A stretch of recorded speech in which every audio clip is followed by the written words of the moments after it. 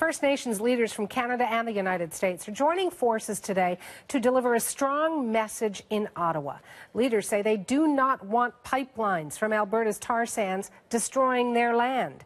Amanda Pfeffer is on the story live from Ottawa. So how is the language the First Nations leaders used? I mean, I'm just wondering how tough it was. It was pretty tough language, and we're going to hear in a second. And basically, as you mentioned, a united front against two projects in particular, the Northern Gateway project, a pipeline project, as well as the Keystone XL, which is still awaiting approval from the federal administration in the United States. And these Native groups have come together. Most of these groups are directly affected by the routes of these pipelines. The Yinkadene Alliance, the Yankton Sioux, the Athabasca Chipewyan, and other groups joining together there on the stage, a united front. The language was harsh. Let's have a listen to Reuben George and what he said the stakes are in this.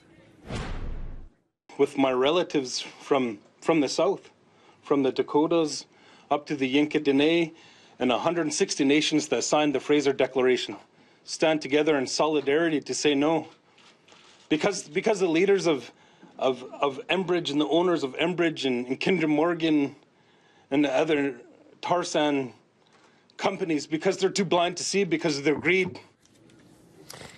And when they're saying no, they were asked specifically what they would do. They did say that they would continue to use the courts, of course, but one of them, when asked, said, expect a long, hot summer. So we can expect to hear more on this. Any reaction yet? I know this has just come out, but have people digested it on the Hill? Well, in fact, news of this kind of organization coming along has been anticipated. In fact, there was a preemption yesterday, Joe Oliver in Terrace, BC, announcing the appointment of Doug Ayford, who's going to be a special representative reporting right to the Prime Minister on negotiations with the Native groups, particularly First Nations in the Northern Gateway area. He's supposed to report back a draft to the Prime Minister next summer. But it's clear from these particular groups that they have no interest in negotiating. They see that what they are doing is for all Canadians and not just for their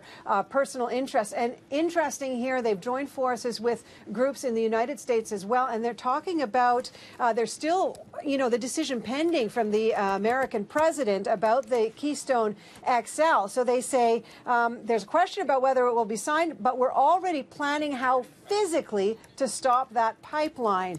So we're watching to see what the reaction today will be. Certainly the stakes are high.